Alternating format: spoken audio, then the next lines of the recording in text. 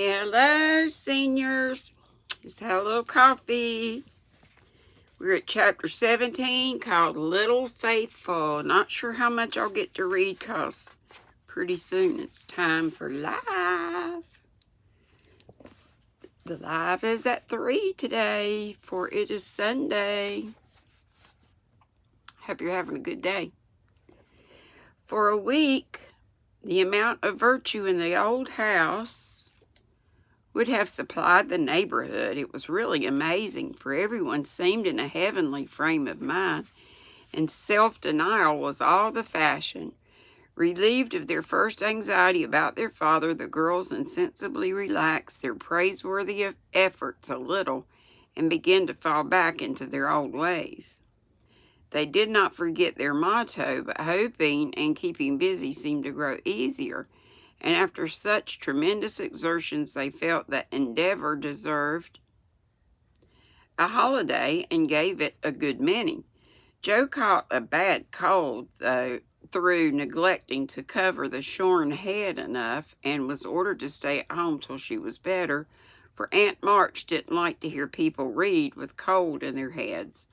Joe liked this, and after an energetic rummage from garret to cellar, subsided on the sofa to nurse her cold with arsenicum and books. Amy found that housework and art did not go well together, and returned to her mud pies.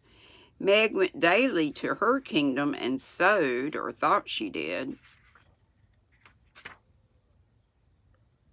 at home, but much time was spent in writing long letters to her mother or reading the Washington dispatches over and over. Beth kept on with only slight relapses into idleness or grieving. All the little duties were faithfully done each day, and many of the sisters also, for they were forgetful of her sisters also, for they were forgetful, and the house seemed like a clock whose pendulum was gone a-visiting. When their heart got heavy with longing for mother or fears for father, she went away into a certain closet, hid her face in the folds of a certain dear old gown, and made a little moan and prayed a little prayer quietly by herself. Nobody knew what cheered her up after a sober fit, but everyone felt how sweet and helpful Beth was, and fell into a way of going to her mother for comfort or advice in their small affairs. So she was smelling her mother's dresses, it sounds like. All were unconscious that this experience was a test of character, and when the first excitement was over, felt that they had done well and deserved praise. So they did, but their mistake was in ceasing to do it well, and they learned this lesson through much anxiety and regret. Meg, I wish you'd go and see the Hummels. You know Mother told us not to forget them, said Beth 10 days after Mrs. March's departure. I'm too tired to go this afternoon, replied Meg, rocking comfortably as she sewed. Can't you, Joe? Asked Beth. Too stormy for me with my cold. I thought it was most well. It's well enough for me to go out with Laurie, but not well enough to go to the Hummels, said Joe, laughing, but looking a little ashamed of her inconsistency. Why don't you go yourself? Asked Meg. I have been every day, but the baby is sick and I don't know what to do for it.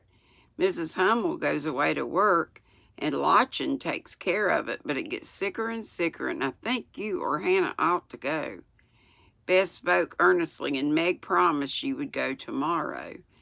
Ask Hannah for some nice little mess and take it round, Beth. The air will do you good, said Joe, adding apologetically, I'd go, but I want to finish my story.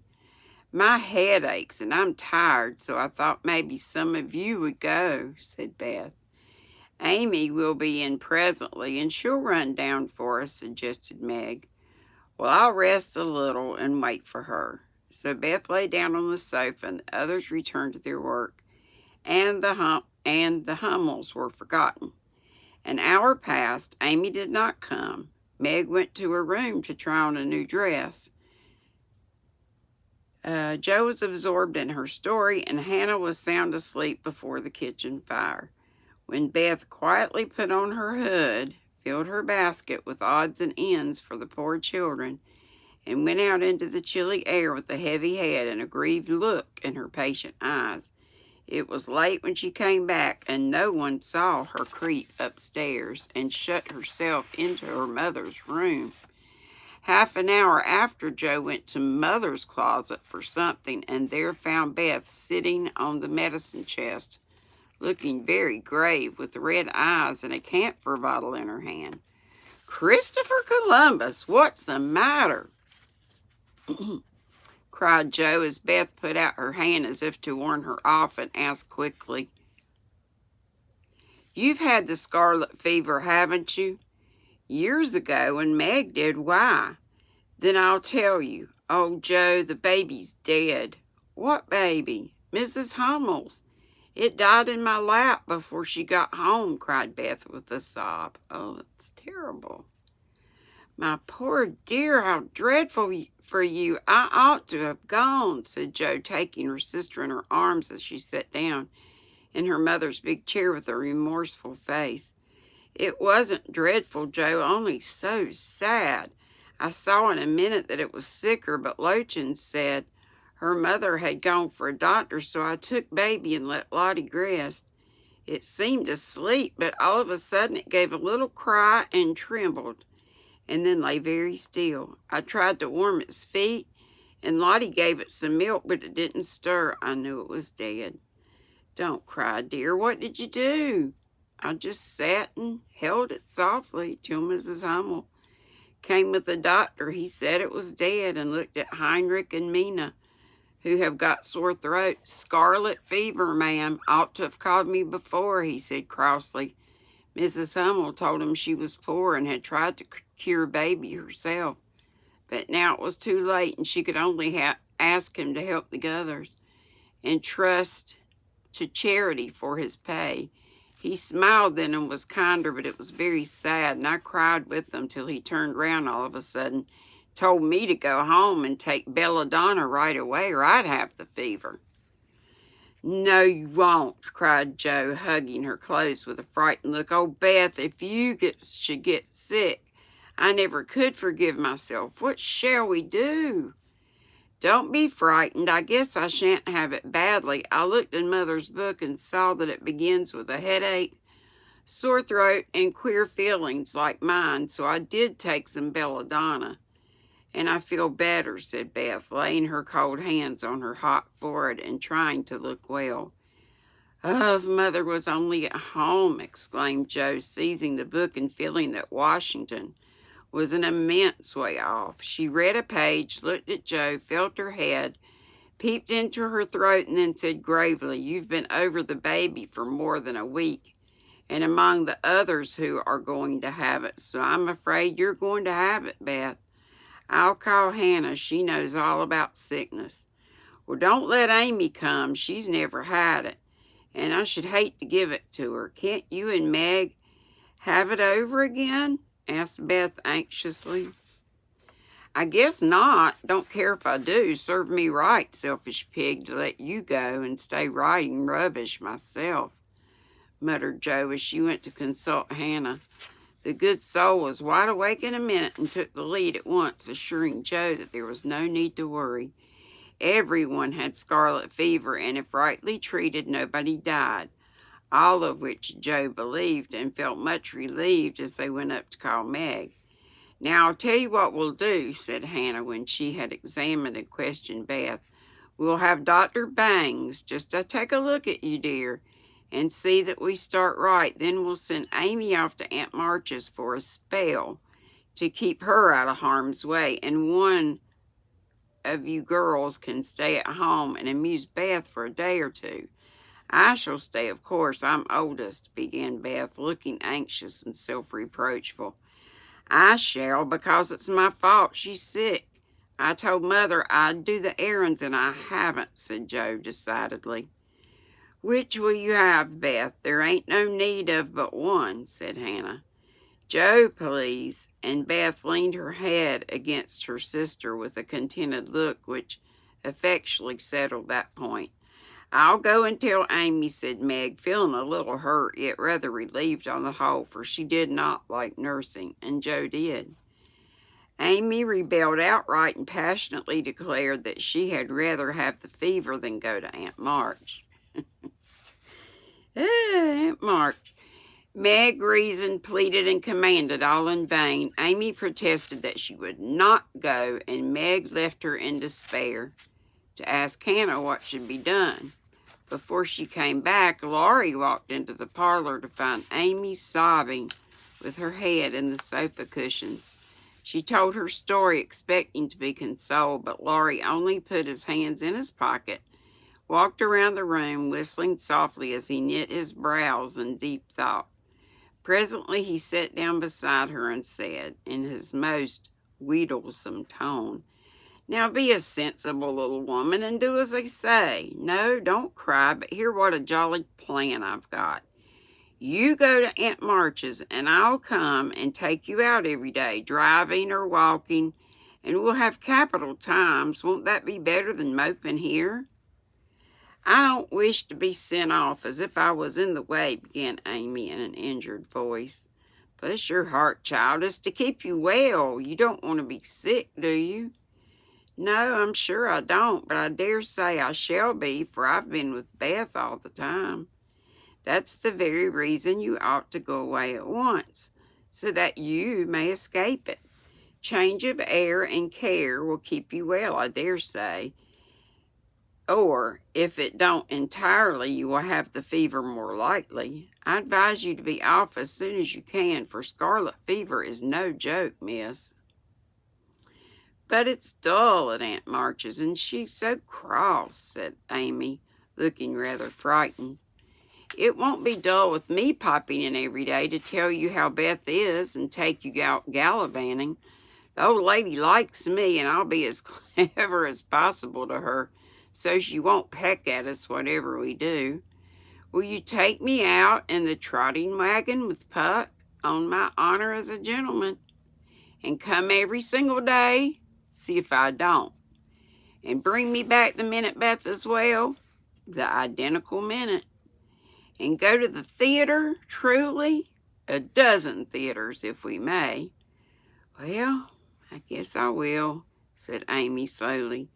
"Good girl, sing out for Meg and tell her you'll give in," said Laurie with an approving pat, which annoyed Amy more than the giving in. Meg and Joe came running down to behold the miracle which had been wrought, and Amy, feeling very precious and self-sacrificing, promised to go if the doctor said Beth was going to be ill. "How is the little dear?" asked Laurie, for Beth was his especial pet, and he felt more anxious about her than he liked to show. "She's lying down on Mother's bed and feels better. The baby's death troubled her, but I dare say she has only got cold. Hannah says she thinks so, but she looks worried, and that makes me fidgety," answered Meg. "What a trying world it is," said Joe, rumpling up her hair in a fretful sort of way.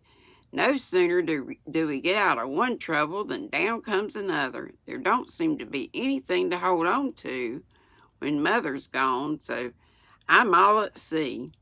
Well, don't make a porcupine of yourself. It isn't becoming." Her hair. "Settle your wig," and it's not really a wig, just her hair, "Joe, and tell me if I shall telegraph to your mother or do anything?" asked Laurie, who never had been reconciled to the loss of his friend's one beauty, her hair. "That's what troubles me," said Meg. "I think we ought to tell her if Beth is really ill, but Hannah says we mustn't, for Mother can't leave Father, and it will only make them anxious. Beth won't be sick long, and Hannah knows just what to do, and Mother said we were to mind her, so I suppose we must, but it don't seem quite right to me." "Well, I can't say. Suppose you ask Grandfather after the doctor has been." "We will. Joe, go and get Dr. Bangs at once," commanded Meg. "We can't decide anything till he has been." Stay where you are, Joe. I'm an errand boy to this establishment, said Laurie, taking up his cap. I'm afraid you're busy, began Meg. No, I've done my lessons for the day. Do you study in vacation time? Asked Joe. I follow the good example my neighbors set me, was Laurie's answer as he swung himself out of the room. I have great hopes for my boy, observed Joe, watching him fly over the fence with an approving smile. He does very well for a boy, was Meg's somewhat ungracious answer, for the subject did not interest her. Dr. Bangs came, and Beth had symptoms of the fever, but thought she would have it lightly, though he looked sober over the Hummel story. Amy was ordered off at once and provided with something to ward off danger. She departed in great state with Joe and Laurie as escort. Aunt March received them with her usual hospitality. What do you want now? She asked, looking sharply over her spectacles while the parrot sitting on the back of her chair called out, Go away! No boys allowed here! Laurie retired to the window and Joe told her story. No more than I expected if you're allowed to go poking among poor folks. Amy can stay and make herself useful if she isn't sick, which I've no doubt she will be. Looks like it now. Don't cry, child. No, it worries me to hear people sniff. Amy was on the point of crying, but Laurie shyly pulled the parrot's tail, which caused Polly to utter an astonished croak and call out, Bless my boots! In such a funny way that she laughed instead. What do you hear from your mother? Asked the old lady gruffly. Father's much better, replied Joe, trying to keep sober. Oh, is he? Well, that won't last long, I fancy. March never had any stamina, was the cheerful reply. Ha ha! Never say die. Take a pinch of snuff. Goodbye, goodbye, squealed Polly. Whoops, I didn't use my Polly voice. Dancing on her perch and clawing at the old lady's cap as Laurie tweaked him in the rear. Hold your tongue, you disrespectful old bird, and Joe, you'd better go at once. It isn't proper to be gadding about so late with a rattle-pated boy like. Hold your tongue, you disrespectful old bird, cried Polly, tumbling off the chair with a bounce and running to peck the rattle-pated boy who was shaking with laughter at the last speech. I don't think I can bear it, but I'll try, thought Amy as she was left alone with Aunt March. Get along! You're a fright! Screamed Polly, and at that rude speech, Amy could not restrain a sniff. That's the end of chapter 17. And next time we'll be at 18, which is entitled Dark Days. Dark Days. Have a nice day. Hope to see you at my next live, which is at 3 in about 45 minutes from when I'm recording this. Have a good day. Be sweet. Don't be ugly. Bye-bye.